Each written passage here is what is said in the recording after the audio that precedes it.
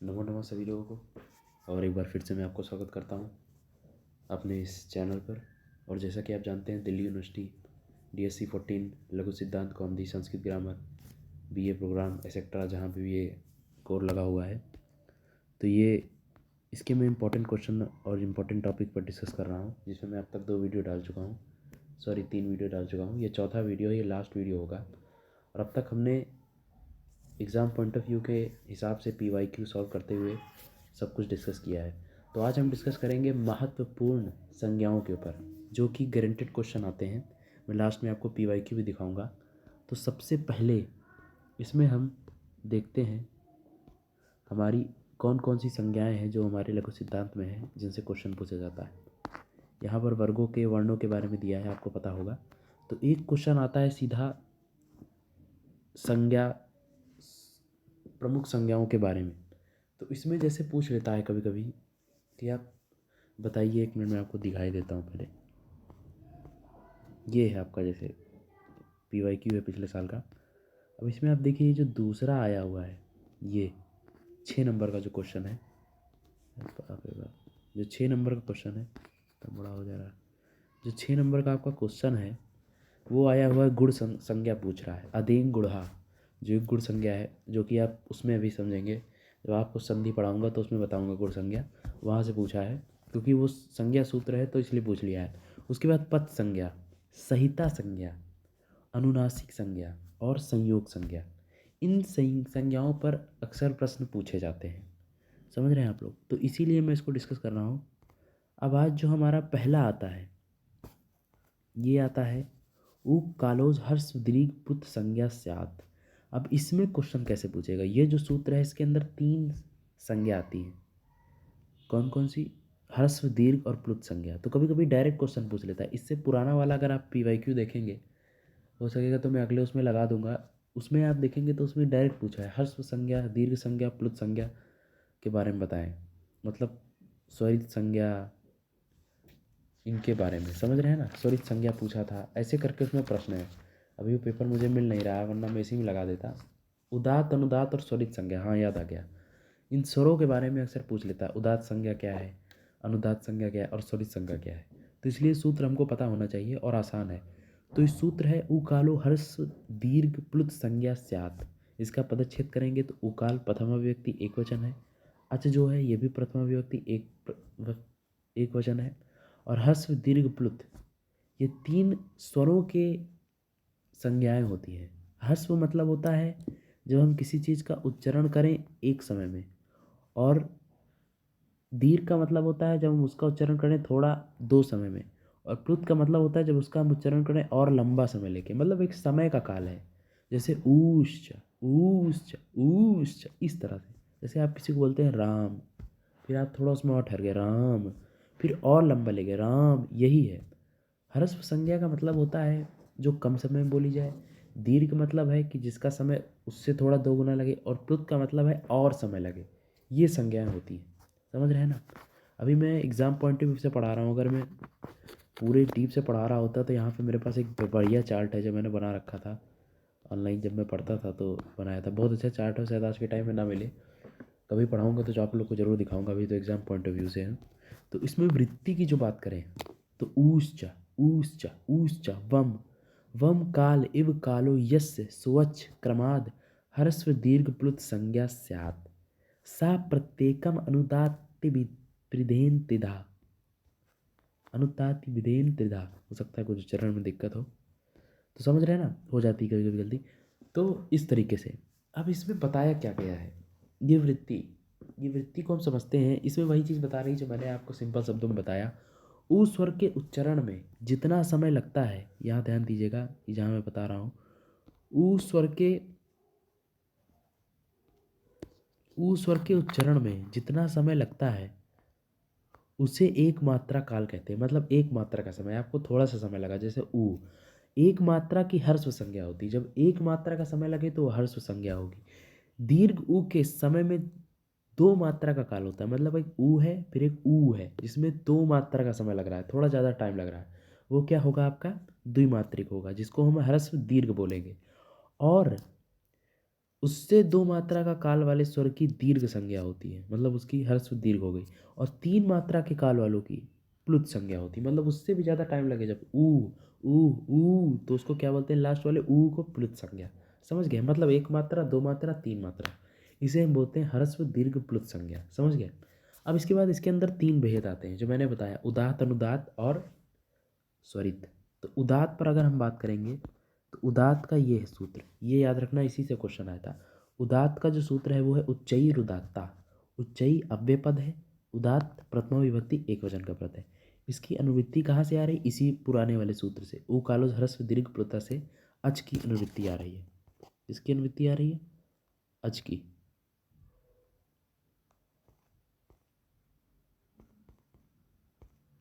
किसकी अनुवृत्ति आ रही, अच की। समझ रहे हैं ना आप लोग। प्रथम अच प्रत्याहार प्रथम व्यक्ति एक वचन में है। उसके बाद क्या है, वृत्ति इसकी देखिए, तालवेदिषु सभागेषु स्थाने ऊर्ध्वभागे निष्पन्नो ज अनुदात संज्ञा स्यात्। मतलब क्या है, तालु आदि स्थानों से वर्णों का जो चरण होता है, जो सर तालवादी के ऊपरी भाग से, मतलब जिसका उच्चारण तालु जो आपका होता है मुंह के अंदर, उसके जो ऊपरी भाग से जिसका उच्चारण होता है उसे हम क्या कहते हैं, उदात्त संज्ञा कहते हैं। समझ गए। ये वृत्ति जो है, ये वृत्ति सिद्धांत कौमुदी से आती है, लघु सिद्धांत कौमुदी में नहीं दी होगी, जिनके पास बुक होगी उनके में शायद ना दिखे, पर ये वृत्ति लिखना जरूरी है क्योंकि इसकी जगह ये वृत्ति लिखी जाती है, सिद्धांत कौमुदी से ली गई है।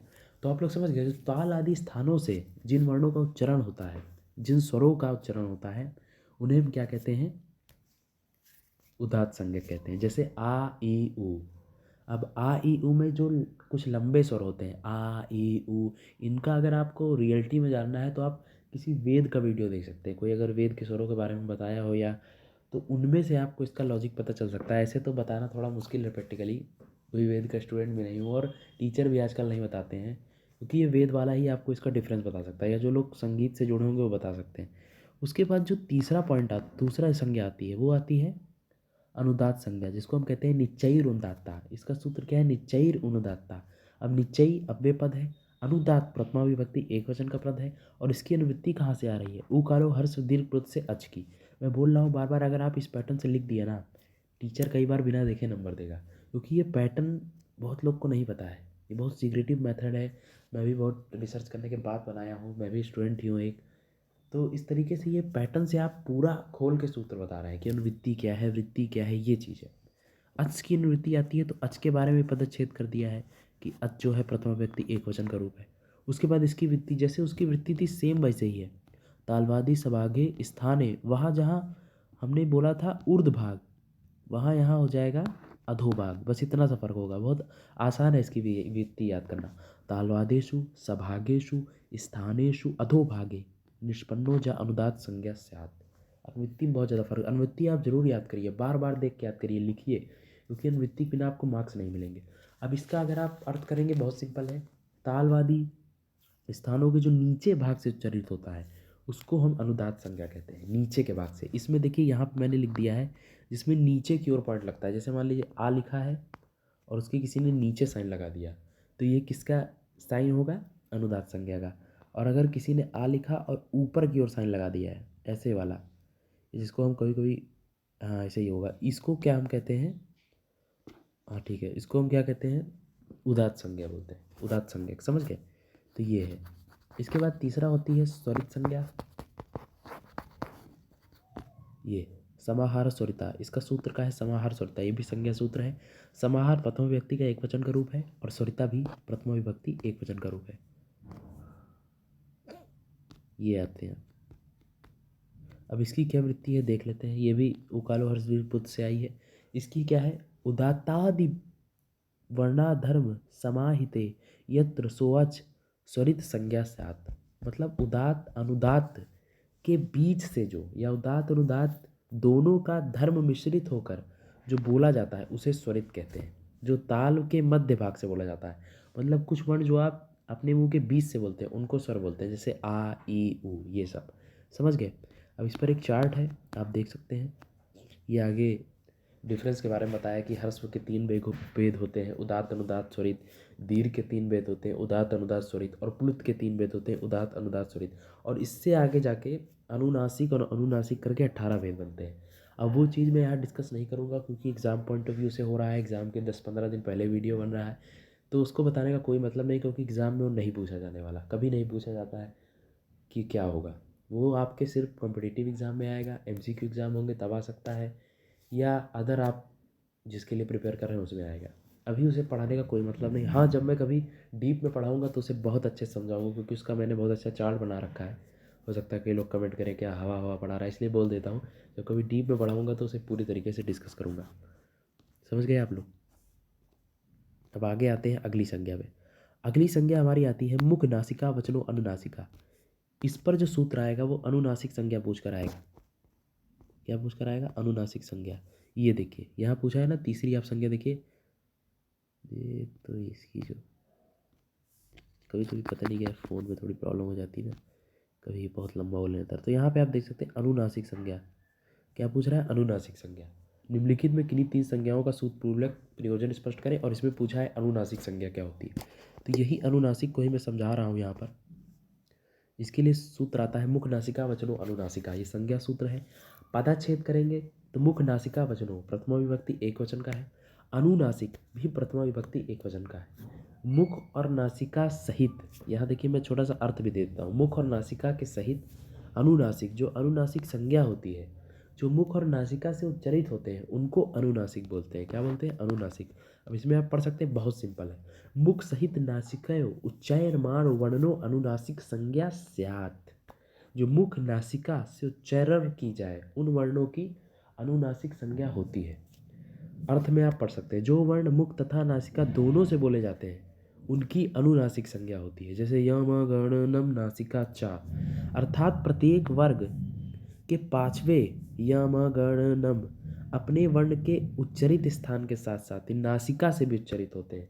मतलब कुछ वर्ण ऐसे होते हैं जो अपने वर्ण के साथ साथ नासिका से भी उच्चारण, मतलब उनका मुख के साथ साथ नासिका से भी आवाज़ आती है। जैसे आप य म ण न बोलेंगे तो इनको कभी महसूस करिएगा, इनकी आवाज़ नासिका से भी आती है, वही ये बताना चाह रहा है। जैसे णावन है, ये कवर का पांचवा वर्ण है तथा यह कंठ के साथ साथ नासिका से भी उच्चारित होता है। जो मैंने कल आपको सूत्र पढ़ाया था वहाँ से आप रिलेट कर सकते हैं। क्या पढ़ाया था मैंने? उच्चारण स्थान। मैंने कहा था ना कुछ वर्ण ऐसे होते हैं जिनका उच्चारण स्थान और अभ्यंतर व्यंत एक जैसा होता है, तो वैसे आप रिलेट कर सकते हैं। इसका दो दो है, एक तो ये नासिका से भी उच्चरित हो रहा है और कंठ से भी उच्चरित हो रहा है। कंठ से तो आप बोलेंगे गले से जोर लगा के, आपकी नासिका से भी साउंड जाएगी, तो उसको हम क्या बोलते हैं? अनुनासिक वर्ड। समझ गए आप चारों पॉइंट को? संज्ञा सूत्र है, पदच्छेद, इसकी वृत्ति, अर्थ। अब इसके बाद इसका आता है, ये वृत्ति आगे की दी हुई है, इसको इतना इंपॉर्टेंट नहीं लिखेंगे तब भी कोई दिक्कत नहीं होगी कि आ उड़ी की 8 भेद होता है, उतना ही लिख देंगे आपको नंबर मिल जाएंगे, उतना ही हैवी। अनुनासिक संज्ञा पूछेगा तो उतना ही लिखना है, ये तो आगे की वृत्ति है। इसके बाद अगला आता है संहिता संज्ञा। क्या आता है भाई? संहिता संज्ञा। परासन्निकर्ष संहिता, परासन्निकर्षा संहिता। पर जो है प्रथमा विभक्ति एक वचन का रूप है, सन्निकर्ष भी प्रथमा विभक्ति और संहिता भी प्रथमा विभक्ति है। बहुत सिंपल है, आपको पदच्छेद करना भी। पर अत्यंत, पर का मतलब होता है अत्यंत, और सन्निकर्ष का निकट, और संहिता का अर्थ होता है संहिता संज्ञा होती है। मतलब जो अत्यंत निकट दो वर्ण आ जाते हैं उनकी संहिता संज्ञा होती है। जैसे आप देख सकते हैं यहाँ की जो वृत्ति पूछी गई है, तो क्या पूछी गई है? वर्णानाम अतिशयता सनिध सहिता संज्ञा स्यात्। मतलब वर्णों की अत्यंत सन्निधि को संहिता संज्ञा कहते हैं, अर्थात वर्णों की अत्यंत समीपता को संहिता संज्ञा कहते हैं। क्या कहते हैं? संहिता संज्ञा कहते हैं। और इसमें आप पढ़ सकते हो, संहिता वहाँ होगी जहाँ संधि किए जाने वाले वर्ण आपस में अत्यंत नज़दीक बैठे होंगे। जैसे राम प्लस अवतार, राम के माँ के बाद आ है, वह अवतार के आ का अत्यंत समीप है, देखते रहिएगा यहाँ पे। अतः दोनों आकारों में आपस में संहिता संज्ञा हो गई। संधि प्रकरण से दीर्घ संधि, देखिए आप जब संधि पढ़ेंगे या पढ़े होंगे तो आप देखते होंगे वहाँ जब दीर्घ संधि होती है तो आ और आ वर्ण बहुत पास हो जाते हैं, इसकी वजह से जो है उनमें दीर्घ संधि देखने को मिलती है। तो वही वर्णों का जब अतिशयता होती है तो संधि होती है। मतलब वर्णों का संहिता होना बहुत जरूरी है, संहिता संज्ञा के बिना आप संधि नहीं कर सकते, ये भी आप याद रखिएगा। इसीलिए बोला परासन्निकर्षा संहिता, वर्णों की अतिशयता को संहिता संज्ञा कहते हैं। अब आप इसमें देख सकते हैं, ये देखिए दूसरा जो क्वेश्चन आया है,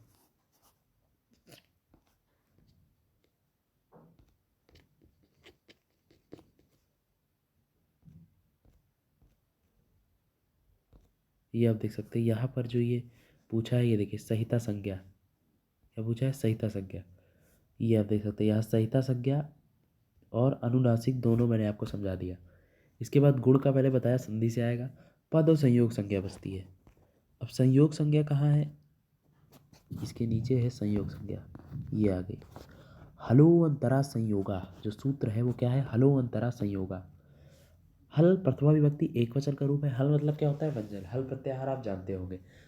और अंतरा का मतलब होता है व्यवधान से रहित, मतलब हलों के बीच में जब कोई व्यवधान ना आए, व्यंजन के बाद तुरंत व्यंजन आ जाए और उनका संयोग हो जाए, उसे ही संयोग संज्ञा कहते हैं।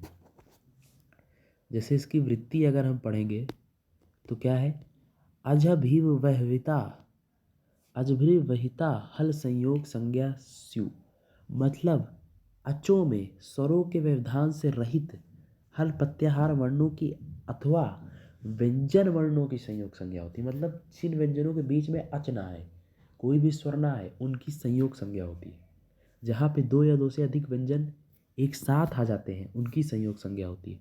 उदाहरण के लिए देखिए यहाँ पे इंद्र में दिया गया है, इन द्वारा इंद्र को तोड़ा गया तो देखा गया कि ईना दा, ना और दा, इनमें से ना और दा रा के बीच में कोई स्वर्ण नहीं आ रहा है, कोई स्वरवर्ण नहीं है, आ ओ का कोई वर्ण नहीं है, इसीलिए इनकी क्या हो गई, संयोग संज्ञा हो गई।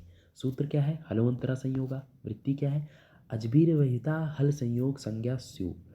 तो वृत्ति और ये और पदच्छेद आप याद रखिए, अर्थ तो आप लिख ही लेंगे। आखिरी संज्ञा है सुब तिगंतम पदम, सुबंतम तिगंतम च पद संज्ञा स्यात्। सुबंतम प्रथमा विभक्ति एक वचन का रूप है, सुबंत तिगंत पद, और पद जो होता है पद संज्ञा। अब शुभ और तिंग क्या होते हैं, शुभ तिंग प्रत्यय आप शायद 10th 11th इन सब में भी पढ़े होंगे। सु और जस अम और शश टाप भैम भिस गेग भैम भिस दसी भैम भिस दस ओस अम गी ओस सुप, ये सब आपने पढ़ा होगा, यही शुभ प्रत्यय होते हैं। और तिंग प्रत्यय क्या होते हैं ये भी आपको पता होगा, तिप दस झी सिप दस था अमिप बस बस ता आम झी, ये सब आप जानते होंगे। इन्हीं के वर्णों को पद संज्ञा कहते हैं, जहाँ पे इनका प्रयोग हो जाए। जिन प्रादिपदिकों शब्दों के अंत में सुप आदि प्रत्यय लगे हों वे सुबंध प्रत्यय होते हैं। जिन पदों के अंत में ये सुप के कोई भी वर्ण लगा होगा, जैसे राम में सु लगा होता है तो राम एक सुबंध प्रत्यय हो जाएगा, सुबंध पद हो जाएगा। और जिन धातुओं में तिगंत जुड़े होते हैं, तिगंत एक धातु होती है, तो अगर धातु के अंत में किसी में तिगंत जुड़ा होगा तो वो तिगंत प्रकरण हो जाएगा। इन्हीं दोनों की पद संज्ञा होती है, क्या होती है, पद संज्ञा। समझ गए आप, बस इतना था। जैसे राम एक प्रातिपदिक है तथा जब उसके साथ शुभ का प्रत्यय जुड़ेगा तो उसकी पद संज्ञा हो जाएगी। ये तो आप लोग मुझे लगता है समझ गए होंगे। अब मैंने आपको इसमें आज जो है इनमें कहा गया है किसी 3 संज्ञाओं का उदाहरण दीजिए। अब 3 संज्ञाओं में अगर मैं बात करूँ तो 3 संज्ञाओं में अगर बात की जाए तो मैंने आपको आज 4 संज्ञा बता दी। क्या बता दी, 4 संज्ञा मैंने आपको आज बता दी। संयोग संज्ञा बताई, अनुनासिक बताई और संहिता बताई, और इनसे PYQ भी आ रखा है। और पद संज्ञा बता दी, पद संज्ञा भी फिर सुप्तिगंत पद। गुण संज्ञा नहीं बताई, गुण संज्ञा संधि में जाएंगे तो आप पढ़ लेंगे। तो आपको मैंने आज फिर इसमें करने 3 थे, अगर आपको 3 आ रहा होता तो आपके यहाँ से 6 नंबर फिक्स हो जाते। तो इसी के साथ आपने देखा किस तरीके से PYQ आते हैं। बहुत मुश्किल नहीं है भाइयों, आप मुझे मैसेज करिए, मैं PDF आपको दे दूंगा, आप आराम से इस एग्ज़ाम को क्रैक कर सकते हो, क्योंकि इसमें सब ज़्यादा से ज़्यादा बैक लगती है। और बैक को क्लियर करने के लिए यही है कि आप संज्ञा प्रकरण अच्छे से पकड़ लें। अगर आपने सोची संज्ञा प्रकरण पकड़ लिया तो 6 नंबर यहाँ के, 4 नंबर यहाँ के 10, और नीचे ये वर्ण वाला प्रत्याहार वाला 4 नंबर 14, और इसके नीचे 14 नंबर आपको संज्ञा प्रकरण से ही मिल जाएंगे। कितना आसान है, मतलब 14 नंबर तो कम से कम है। उसके बाद फिर जैसे ही आप संधि में आएंगे, संधि की मैं ट्रिक बताऊँगा, वो करके आपको क्लियर हो जाएगा। तो आप लोग समझ गए होंगे। और भाइयों कोई दिक्कत हो बताना मुझे, इसमें कुछ समझ में ना आ रहा हो तो, कुछ गलती हुई तो माफ़ करना, मैं भी स्टूडेंट हूँ तो छोटी मोटी हो जाती है। कुछ व्याकरण आचार्य देख रहे होंगे उनको लिए भी कहना चाहूँगा। तो ठीक है, समझ गए होंगे आप लोग। और आप लोग PDF के लिए कमेंट कर सकते हैं, नीचे लिखा हुआ है। और भाई लिखना ज़रूर, प्रैक्टिस ज़रूर करना इस तरीके से, जिससे आपको आराम रहेगा। तो ठीक है गाइस, थैंक यू। संज्ञा प्रकरण का एक ख़त्म होता है, मैं इसकी प्लेलिस्ट बना दूंगा। अब अगले वीडियो से हम संधि के इंपॉर्टेंट टॉपिक पर बात करेंगे। Thank you.